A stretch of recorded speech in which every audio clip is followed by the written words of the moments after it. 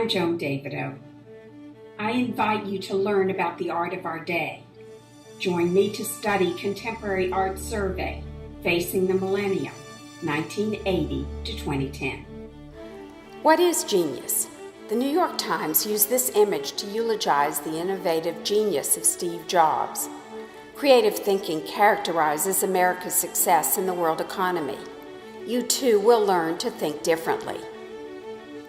You'll learn to see and think using visual thinking strategies.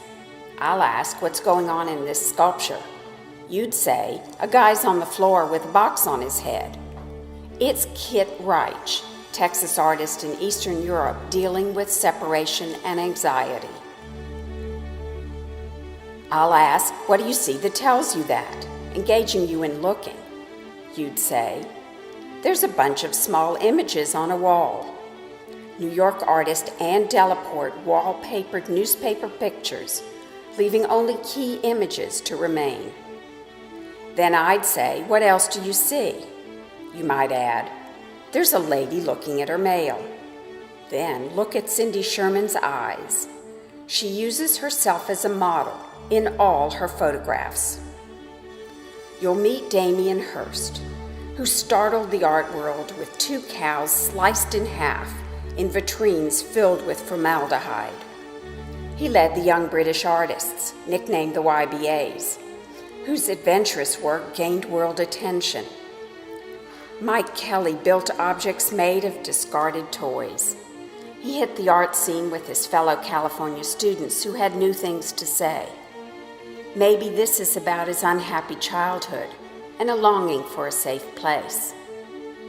You'll meet Maurizio Cattelan, a self-taught Italian artist who makes shocking art that's brazen enough to criticize the Pope. For his Guggenheim show, he hung every art piece he ever made from the ceiling as his so-called final artwork. You'll learn to address culturally affecting work by Kara Walker, an African-American who makes silhouettes of slaveholders forcing sexual contact on young black female slaves. You'll see art star Matthew Barney place himself in his performances that become imaginative video works. Barney stands with his leading lady, a gorgeous amputee in plexiglass prosthetic legs.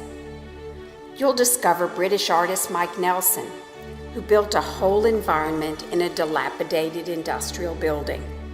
A rabbit warren led the visitor through an imaginary world that ended in a barren sand dune, as though the world ended.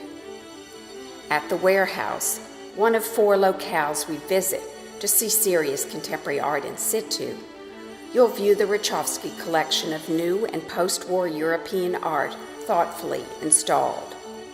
You'll learn about commercial galleries and alternative art spaces, such as Mass Mocha in a former deserted mill.